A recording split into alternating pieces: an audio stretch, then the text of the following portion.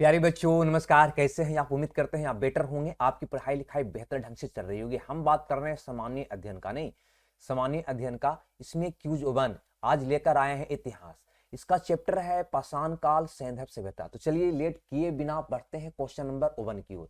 ये रहा आपके स्क्रीन पे पहला क्वेश्चन। कहता है पूरा पाषाण काल में आदि मानव के मनोरंजन का साधन था। तो दोस्तों सबको पता होगा क्या था?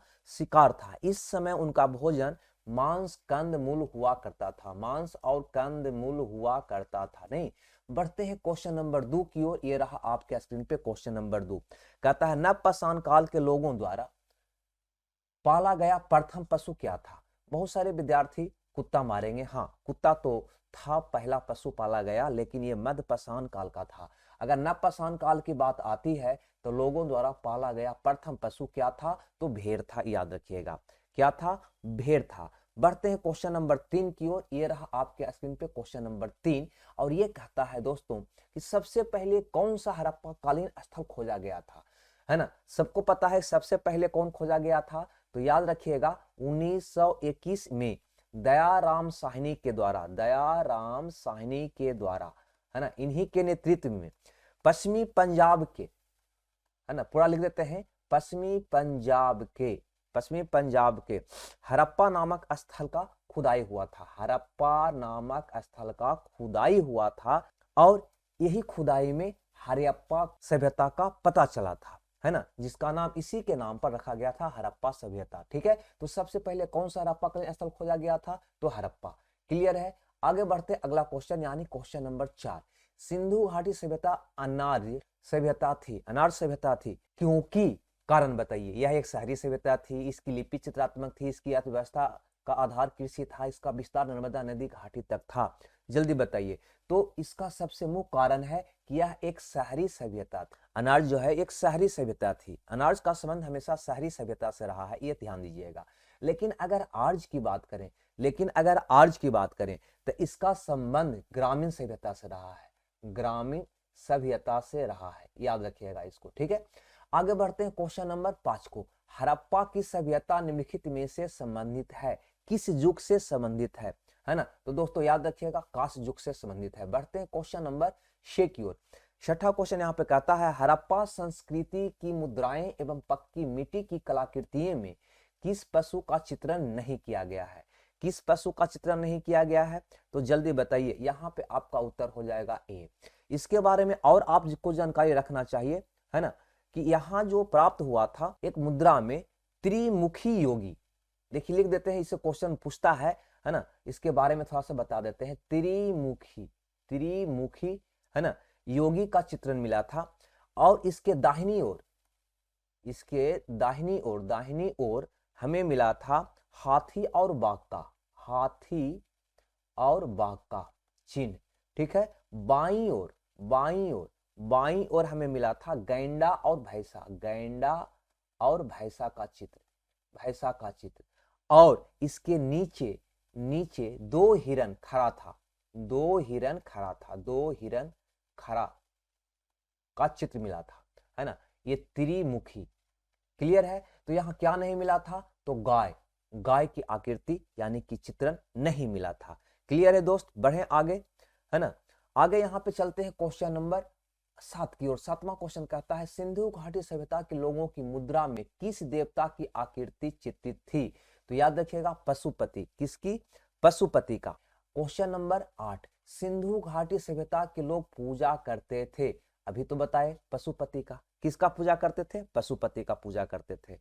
क्वेश्चन नंबर 9 की ओर कदम बढ़ाते हैं। ये कहता है निम्नलिखित में से किस विद्वान ने सर्वप्रथम हड़प्पा सभ्यता के अवशेषों को खोजा था? तो याद रखिएगा ये कनघम। ठीक है, आगे बढ़े, आगे बढ़े। क्वेश्चन नंबर 10 ये रहा आपके स्क्रीन पे। कहता है भारतीय सभ्यता से जुड़ा कौन सा नाम है? अब बोलो, भारतीय सभ्यता से जुड़ा तो सर विसेंट स्मिथ भी है, डीडी गोस्वामी भी है, सर एलेक्जेंडर भी है, सर मार्टिन फ्लेयर भी है, सब होगा। इसमें एक ऑप्शन होना चाहिए था उपरोक्त सभी, उपरोक्त सभी, तब मेरा उत्तर हो जाता ई। नहीं, इस क्वेश्चन को सुधार कर ऐसे इसको देखा जाना चाहिए था। क्वेश्चन नंबर अगर 11 की बात किया जाए, क्वेश्चन नंबर 11 का, तो ये कहता है सिंधु घाटी सभ्यता और वैदिक सभ्यता में प्रमुख अंतर क्या है? सिंधु घाटी सभ्यता और वैदिक सभ्यता में प्रमुख अंतर क्या है? तो याद रखेगा, सिंधु घाटी सभ्यता जो था वो प्रथम नगरीय सभ्यता था, लेकिन वैदिक सभ्यता जो था वो दूसरा ग्रामीण सभ्यता था, दूसरा ग्रामीण सभ्यता था। क्लियर है दोस्त? यहाँ तक कोई दिक्कत नहीं। आगे बढ़ते हैं क्वेश्चन नंबर 12 नंबर का क्वेश्चन कहता है सिंधु घाटी सभ्यता की लिपि थी। देखो, सिंधु घाटी सभ्यता का लिपि अभी तक पहचान नहीं हो पाई है, यानी कि डी ऑप्शन हो जाएगा इसका। नहीं, अभी तक इसकी पहचान नहीं हो पाई है। चलिए 13 नंबर का क्वेश्चन यहाँ पे देखते हैं। क्वेश्चन नंबर 13 कहता है निम्नलिखित में से किस मृतकों का टीला के नाम से जाना जाता है? तो सबको याद होगा मोहनजोदड़ो। नहीं, मोहनजोदड़ो का शाब्दिक अर्थ ही होता है मृतकों का टिल्ला, मृतकों का टिल्ला। ठीक है, बढ़िए क्वेश्चन नंबर 14 की ओर। ये रहा आपका स्क्रीन पे क्वेश्चन नंबर 14 और कहता है मोहनजोदड़ो कहाँ स्थित है? बताओ मोहनजोदड़ो कहाँ स्थित है भाई? तो मोहनजोदड़ो जो स्थित है ना, सिंध में। ऐसे इसका पूरा डिटेल जानिएगा तो मोहनजोदड़ो एक नगर सभ्यता था। नहीं, सिंधु घाटी सभ्यता का प्रमुख नगर था। प्रमुख क्या था? ये नगर था। अगर इसकी स्थिति की बात किया जाए तो यह सिंध प्रांत के जो कि पाकिस्तान में है, ये है ना, केलरकाना जिला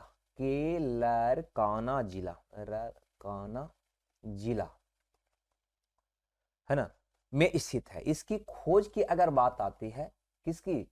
मोहनजोदड़ो का अगर खोज की बात आती है तो 1922 ईस्वी में राखाल दास बनर्जी ने किया था। राखाल दास बनर्जी, है ना, ये याद रखेगा। इससे जुड़ा हुआ क्वेश्चन कि मोहनजोदड़ो एक प्रमुख नगर था।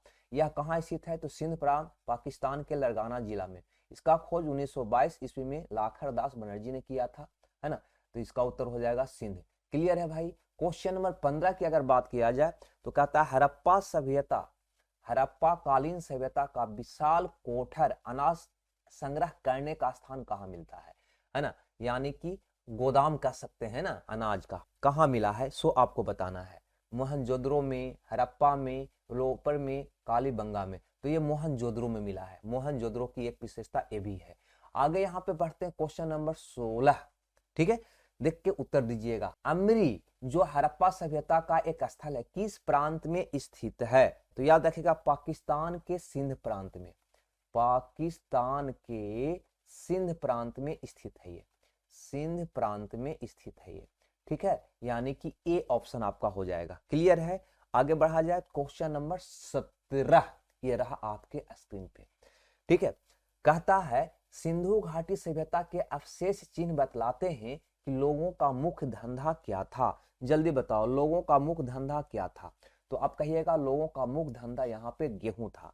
और अगर इसका खाद्यान्न की बात करें, प्रमुख खाद्यान्न की बात करें, खाने वाला अन्न की बात करें, तो वो था गेहूं और जौ। गेहूं और जौ। ठीक है, याद रहेगा ना। आगे बढ़िए क्वेश्चन नंबर 18। ये रहा आपके स्क्रीन पे। कहता है सिंधु घाटी सभ्यता का पतन नगर है। बताओ तो पतन नगर कौन है? तो लोथल। Question number 19। निम्नलिखित में से कौन सा स्थल भारत में नहीं है? तो ये हड़प्पा जो है यहाँ पे ध्यान दीजिएगा। ये हड़प्पा लिख देते हैं यहाँ पे। हड़प्पा अभी ये जो है पाकिस्तान के, अभी ऊपर में बताए थे भी हम, पाकिस्तान के मोंटगोमरी जिले में है। नहीं, और रावी नदी के तट पर है। रावी नदी के बाएं तट पर लिख दो। बाएं तट पर है। क्लियर? तो उत्तर आपका क्या हो जाएगा? हड़प्पा हो जाएगा। क्लियर? यहां तक कोई दिक्कत है ना। कालीबंगा, रंगपुर और रोपर ये भारत से संबंधित है। आगे बढ़ते हैं क्वेश्चन नंबर 20। क्या कहता है इनमें से कौन सा एक हड़प्पा सभ्यता की पूर्वी सीमा का निर्धारण करता है? पूर्वी सीमा पर स्थित है। तो याद रखिएगा आलमगीरपुर। ठीक है, आलमगीरपुर ये पूर्वी सीमा पर स्थित है। आगे बढ़ते हैं क्वेश्चन नंबर 21। हड़प्पा सभ्यता का कौन सा स्थल भारत में नहीं था? तो बालाकोट यहाँ पे होगा। बालाकोट। तो बालाकोट था कहाँ भाई? अगर आपसे पूछे कि बालाकोट था कहाँ, तो याद रखिएगा ये पाकिस्तान में है। पाकिस्तान के दक्षिणी भाग कह सकते हैं, दक्षिणी भाग ठीक है, और अरब सागर के किनारे, अरब सागर के किनारे, ठीक है, याद रखिएगा इसको, अरब सागर के किनारे। क्लियर। आगे बढ़े क्वेश्चन नंबर 22 में। ठीक है, कहता है हड़प्पा कालीन लोगों को किसकी जानकारी नहीं थी। चलो भाई 22 नंबर का क्वेश्चन का आंसर जल्दी से बताइएगा कि हड़प्पा कालीन लोगों को किसकी जानकारी नहीं थी। कुम्हारों का, चाक का, आग का, लोहा का या गेहूं का, किसकी जानकारी नहीं थी। तो यहाँ पे याद रखिएगा इसको, लोहा का जानकारी नहीं था, लोहा का जानकारी नहीं था। हड़प्पा के लोगों को सोना, चांदी, तांबा, कांसा, सीसा का ज्ञान था। याद रखिएगा, सोना, चांदी, कांसा या तांबा, तांबा, कांसा, सीसा का ज्ञान था, इसका ज्ञान था, इसका ज्ञान था, ज्ञान था, लेकिन उसको लोहा का ज्ञान नहीं था, लोहा की जानकारी नहीं थी। अब देखते हैं क्वेश्चन नंबर 23 को। 23 नंबर का क्वेश्चन कहता है सिंधु घाटी सभ्यता को आर्य पूर्व सभ्यता किसके प्रमाण मिलने के कारण कहा गया। तो ये बर्तन का प्रमाण यहां से मिला था, वही मृत भांड है ना, मिट्टी के बर्तन, इसी के आधार पर आर्य पूर्व सभ्यता कहा गया था, आर्य पूर्व सभ्यता कहा गया था। क्वेश्चन नंबर अगर 24 की बात किया जाए तो कहता है निम्नलिखित में से कौन सा कथन सिंधु घाटी सभ्यता के संबंध में सही है, यानी सिंधु घाटी सभ्यता के संबंध में सही है। क्वेश्चन नंबर 24 का उत्तर हमको बताने का प्रयास करिएगा। उनके घर ईंटे के बने थे, बिल्कुल बने थे जी। दूसरा यहाँ पे कहता है सभा भवन की खोज मोहनजोदड़ो में हुआ था, बिल्कुल सही है। घर का निर्माण योजना में खुला चौक मुख्य लक्षण था, यह भी सही है, यानी कि उपरोक्त सभी सही होगा। नहीं, बढ़ते हैं क्वेश्चन नंबर 25। कहता है सिंधु घाटी सभ्यता की पहचान निम्न में से है, किस रूप में है भाई, जल्दी बताओ। सिंधु घाटी सभ्यता का पहचान निम्न में से किस रूप में है। सुंदर मूर्तियां के रूप में, धर्म और दर्शन शास्त्र के रूप में, आर्थिक और सामाजिक सुधार के रूप में, शहर योजना प्रणाली के रूप में। ठीक है, तो शहर योजना प्रणाली के रूप में है, याद रखिएगा, शहर योजना प्रणाली के रूप में है। क्वेश्चन नंबर अगर हम 26 की बात करें, क्वेश्चन नंबर 26 की बात करें तो कहता है सिंधु घाटी सभ्यता का ज्ञान मिलता है ताम्र पात्रों से, अभिलेखों से, पुरातात्विक उत्खनन से, साहित्य से, पुरातात्विक उत्खनन से मिलता है भाई, सबको जानकारी होनी चाहिए। क्वेश्चन नंबर आज का आखिरी यानी कि क्वेश्चन नंबर 27, मानव द्वारा सर्वप्रथम किस धातु का उपयोग किया गया, जल्दी बताओ। मानव द्वारा सर्वप्रथम किस धातु का उपयोग किया गया, तो तांबा का।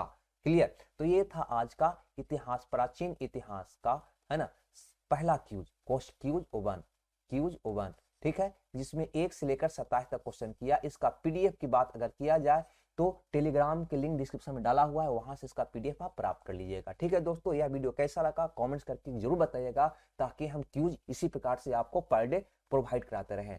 ठीक है, तो जब तक खुश रहिए, मंगल रहिए, ओके, बाय बाय।